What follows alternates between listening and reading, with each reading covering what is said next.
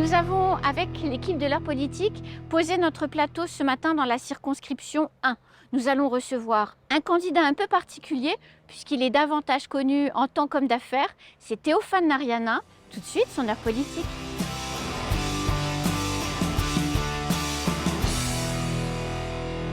Théophane Narianin, bonjour. Bonjour. Merci d'avoir accepté de vous prêter au jeu du portrait ce matin. On connaît l'homme qui pousse des coups de gueule, on connaît l'homme d'affaires, mais on connaît moins l'homme tout court.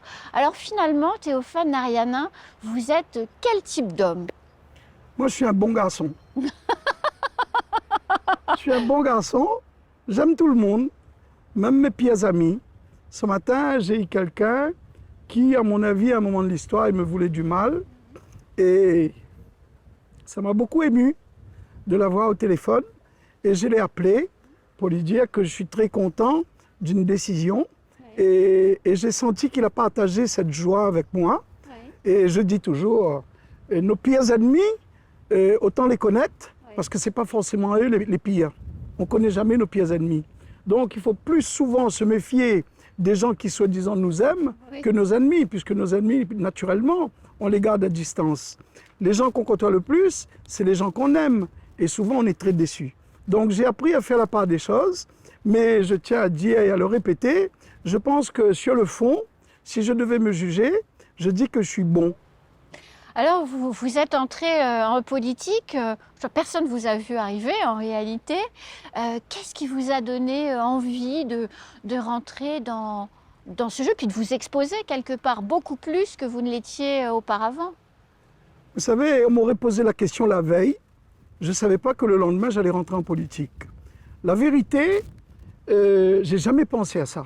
À un point tel qu'aujourd'hui, mes cadres, les gens qui viennent de métropole, de la Réunion, ne votent pas pour moi parce qu'ils n'ont pas tout simplement transféré le dossier. Bien sûr, ils ne sont pas sur les listes électorales de Mayotte. Et du coup, je perds à peu près 80 voix parce qu'il y a un qui s'est amusé à faire en disant, moi, il y a mes 2 enfants qui sont à la Réunion, l'autre, il y a un enfant qui est à Paris, en métropole, c'est pas un couffin. On a perdu des voix. C'est pour dire qu'il n'y avait rien de prémédité. Et puis, je me suis lancé parce que, à force de crier, de faire du tapage dans le vide, à force de vouloir faire porter des dossiers très importants pour Mayotte, sur l'environnement en particulier, par des politiques, à l'eau, et voilà exactement, et vous êtes témoin que je me suis toujours battu pour les histoires d'eau. Et d'ailleurs, ce matin, il y avait une conférence avec l'Ordre des architectes. Je n'ai pas pu y aller parce que je ne pouvais pas être des deux côtés à la fois. Et j'ai demandé à ma suppléante qui m'a rendu ce grand service. Chris est parti à ma place. Et c'était justement pour leur dire que je voulais que sur tous les toits, plus de 200 mètres carrés, qu'on récupère de l'eau et surtout qu'on mette des cellules photovoltaïques. Et on aura gagné au moins ça, déjà au PMI. Et nous, s'il y a lieu de légiférer, je me fais fort de le porter au niveau du financement et de trouver les financements européens, État français, pour qu'on puisse économiser de l'énergie naturelle, l'énergie propre, qui soit l'eau ou l'électricité. Donc, ça, c'est le genre de dossier que personne ne veut porter parce que ce n'est pas excitant, ce n'est pas sexy, tout simplement. Et ils préfèrent porter des dossiers sans intérêt. Mais mon plus gros souci dans cette affaire, je n'ai pas d'exemple à citer. Je dis que quand on monte à Paris, on est 4 parlementaires. Il y a 2 sénateurs, il y a 2 députés. Il faut qu'on se déchire ici sous les cocotiers, comme Paris nous dise, et qu'on arrive à Paris d'une même voix. Quand je vois les gens, comment ils se traitent entre eux, dans l'avion, il y a un qui est devant, l'autre qui est derrière, l'autre qui est sur le côté, ils se disent à peine bonjour. Ils arrivent à Paris, 4 personnes avec 4 dossiers différents, il n'y a pas un seul qui aboutit. Donc moi, je suis triste devant toutes ces choses-là, et j'ai dit, mon Dieu, s'il fallait que je me sacrifie, ben je le ferai, parce que le moment est venu de faire quelque chose, parce qu'on ne peut pas descendre plus bas. On ne peut pas descendre plus bas. Une petite société familiale comme nous, aujourd'hui, on porte 7 millions d'impayés, depuis 2017. Mais ce n'est pas moi, ce n'est pas grave. C'est au regard du chiffre de mon groupe, ce n'est pas grave, 7 millions. Mais les artisans qui travaillent pour payer le personnel, pour payer la sécurité sociale, pour payer le gasoil, pour payer les charges, qui payent cash et qui ne sont pas payés au bout de 6 mois, 1 an, 2 ans, je pense que les collectivités devraient faire très attention. Et là, il n'y a même pas à légiférer, puisqu'il y a déjà des lois. La LME, la loi sur la modernisation de l'économie, impose des paiements à 45 jours. Quand on s'adresse avec la préfecture, c'est Koh-Lanta. Quand ça part, on le sait. Quand ça revient, on ne sait jamais. Du coup, on n'est même pas payé. Et de surcroît, on a fait une procédure supplémentaire. Donc, je dis que si aujourd'hui, que mon fils me remplace, et puis, bon, dit de Bois, c'est presque un lapsus. Mon fils qui est un garçon brillant, hein, qui a fait des études, qui m'a suivi depuis bébé, qui m'a suivi gamin, et qui a une formation d'ingénieur, qui a fait une grande école de commerce. Et ben aujourd'hui, c'est lui qui a pris la direction générale. Mais Théophane Narayanan, dans la vie des affaires, vous êtes combatif, hein, vous êtes toujours voilà, à défendre vos dossiers et à ne pas vous laisser faire. Mais dès que vous parlez de votre fils, puisque Guillaume, c'est celui qu'on connaît le plus, puisque c'est lui qui dirige l'entreprise maintenant, vous avez des papillons dans les yeux. En fait, vous êtes un peu... Il y a deux Théophane Narayanan. Il y a celui qui est à la maison, qu'on ne voit pas tout le temps, et pas beaucoup. Et puis, il y a l'homme public. Oui, alors l'homme public, il faut qu'il devienne une bonne fois pour tout public. C'est pour ça qu'il faut absolument que je sois élu et que les gens me fassent confiance, parce que j'ai eu la confiance de cette population, il faut dire les choses. Pendant 30 ans, j'ai partagé, j'ai donné, j'ai travaillé, j'ai bien gagné ma vie. Je ne remercierai jamais assez Mayotte, les Mahorais, pour avoir travaillé avec nous et nous donner les moyens de faire ce qu'on a fait. Mais on les a bien rendus, on a fait des grosses promotions, on a fait des cadeaux, on a participé dans la vie associative. Puis vous avez participé à réguler les prix aussi en mettant de la concurrence. Oui. On était un régulateur extraordinaire et ça c'est à l'unanimité, même l'administration le reconnaît. Bien sûr. Ils nous ont facilité, je remercie l'administration qui nous ont permis de travailler dans des bonnes conditions. Je suis époustouflé de voir ce qu'aujourd'hui, ce qui se passe dans le port par exemple, on va payer 25% supplémentaires. Et on va répercuter sur la population pour une histoire d'entreposage dans le port. Parce que le quota européen sur les aciers étant dépassé, si je sors tout de suite les aciers, ça me coûte 25% de plus. On n'arrive pas à trouver un accord avec le port pour le mettre en sous-douane. Je remercie une grosse administration française, c'est les douanes. Les douanes nous ont aidés pour réguler les prix en disant, monsieur Narayanan, si vous pouvez entreposer, il ne faut pas bouger les prix. On leur a dit non. Si on ne bouge pas les prix, on reste déjà, le prix de l'acier est très cher. Eh bien, on va devoir augmenter encore de 25%. C'est la quote-part douane qu'on va payer parce qu'on sort les aciers alors qu'on est hors quota. Donc, il y a des choses comme ça où les gens, par méchanceté peut-être, par vouloir de gagner peut-être beaucoup, mais nous, j'ai toujours défendu, moi, un commerce équitable. Théophane Narayanan, vos détracteurs, vous reprochent de ne pas être mahorais, d'être réunionnais, mais d'être candidat. Vous avez envie de leur dire quoi? Ben, j'ai envie de leur dire gentiment qu'ils ne sont pas dans la mouvance. Ils ne sont pas dans la mouvance. Moi, je me souviens, quand on avait les premiers candidats métropolitains, on a eu des maires, on a eu des conseillers généraux, on a eu un peu de tout le monde à La Réunion. Et moi, je disais à l'époque à mon père, je dis, mais papa, c'est une chance, parce que le niveau monte. Si on était bon, on serait élu. De toute façon, il va passer aux fausses codines de la population. Si je suis mauvais, je vais être battu, je me plierai à la règle. Mais j'interdis une ou deux personnes de me juger. Et d'ailleurs, vous savez, des politiques sont venus me voir. Ils m'ont proposé un mandat de sénateur sur un plateau. Sur un plateau. Ils m'ont dit, mais Guito, mais là, on est complètement époustouflé, on ne sait plus ce qui nous arrive. On est prêt à te porter au sénatorial, laisse-nous faire. Et quand j'ai pris ma décision, malheureusement, je suis fabriqué comme ça, je suis taureau. Hein, vous savez, les taureaux, ça n'a pas trop de sentiments. Il y a des moments où ça fonce et quand ça fonce, on ne peut plus l'arrêter. J'ai dit non. J'ai dit, moi, je veux le verdict populaire. Je ne veux pas un siège sur un plateau parce que ce n'est pas excitant.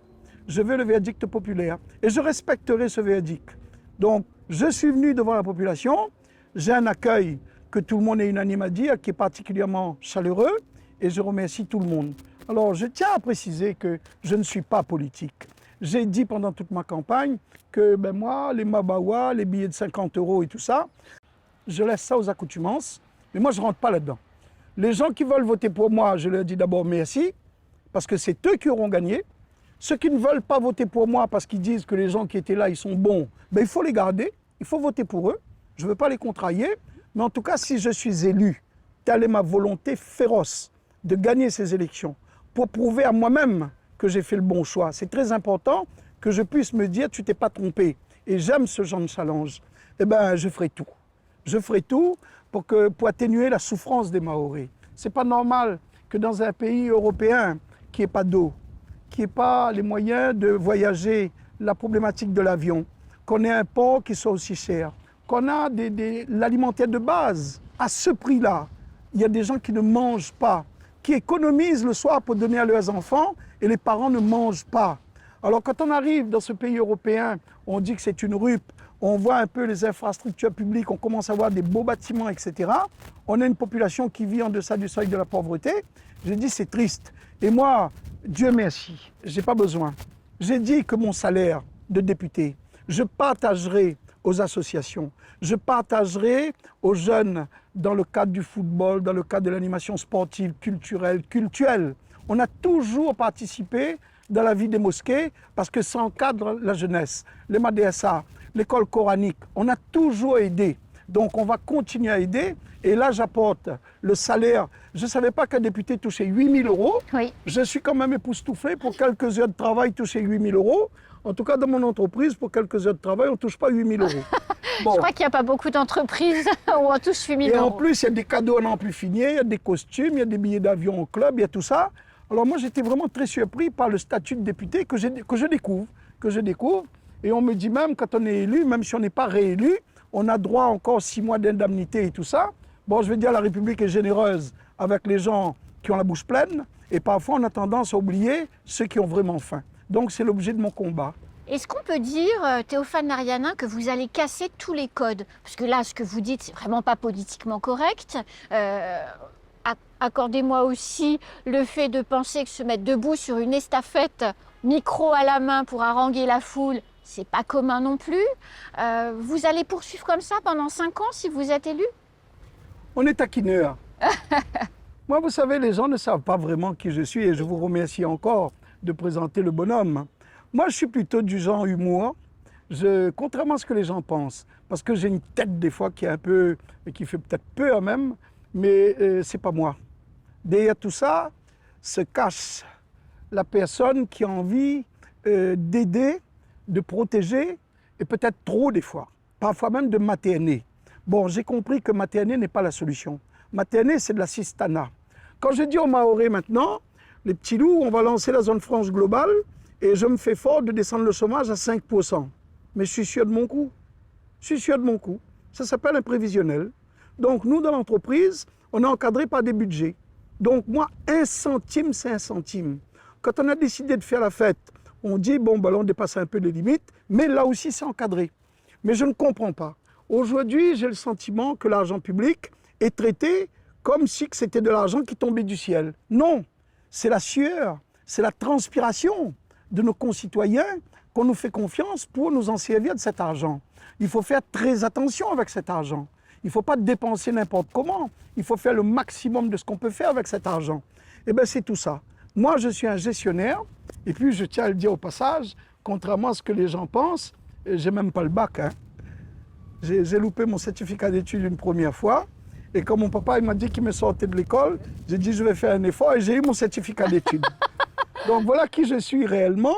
Mais je pense que je ne remercierai jamais assez Dieu et ma maman pour m'avoir donné une tête aussi bien faite, aussi pleine, qui me permet de faire ce que je fais aujourd'hui, c'est-à-dire d'apporter assistance, secours, de gagner de l'argent proprement et faire gagner surtout la vie à plus de 500 familles à Mayotte. Nous, nos employés, c'est 350 déclarés, payés, c'est à la sécurité sociale, on peut contrôler. Quand vous ne travaillez pas, Théophane Narianin, vous faites quoi? Alors moi, les gens savent très bien que je fais beaucoup de sport. Je fais du vélo à Mayotte. Je fais des étirements tous les matins. Ça me prend 25 minutes. Et puis, je suis très ayurvédique. Je prends beaucoup de traitements végétaux. Ce matin, j'ai eu quelqu'un qui a des problèmes d'os, articulaires. Et je lui ai conseillé de prendre un jus de pomme avec du curcuma et un petit bout de gingembre et un demi-citron. Et je lui dis, tu fais ça pendant 1 mois, ben ça va lâcher tes articulations et tu seras mieux. Ah, il me dit, ben oui, mais on m'a dit qu'il faut prendre du curcuma. Je dis, ben oui, mais ça, c'est des traitements ayurvédiques. Donc voilà, je suis très ayurvédique, j'évite tous les médicaments, j'évite de manger n'importe quoi, mais je mange beaucoup. Donc c'est ça, je suis un peu... Et Et vous faites quoi avec en famille quand vous êtes avec vos proches? Vous regardez tout le monde autour de vous évoluer, vous vous sentez fier ou vous participez activement à la vie? Non, aujourd'hui, vous savez, avec l'âge, on devient un peu gamin, on devient un peu gaga, comme on dit. Et moi, ma passion, c'est mes petits-enfants. Ah, moi, je suis capable de passer 2 jours avec eux, à changer des couches, à les habiller, à les faire des malices, et à jouer avec eux. Et ça, c'est vraiment la grande détente que j'ai. Et ma femme, du coup, ben, elle est heureuse parce que le temps que je fais ça, je ne viens pas la prendre la tête. Théophane Ariana, bonne fin de campagne. Merci, merci. Les choses se passent très, très bien. Je profite de l'antenne pour remercier tous les Maoris et leur dire que s'ils votent pour moi, je serai content. S'ils ne votent pas pour moi, je serai content aussi parce que j'attends rien, ni un costume, ni un attaché-caisse, ni cravate. Je retourne dans mon entreprise le lundi avec le même sourire et je ne manquerai pas de remercier les gens qui m'ont fait confiance, mais surtout les gens qui ne m'ont pas fait confiance. Je les remercierai aussi. Merci beaucoup Théophane Ariana. À bientôt. À très bientôt. C'est la fin de ce portrait. Eh bien, on se retrouve très vite avec un autre invité.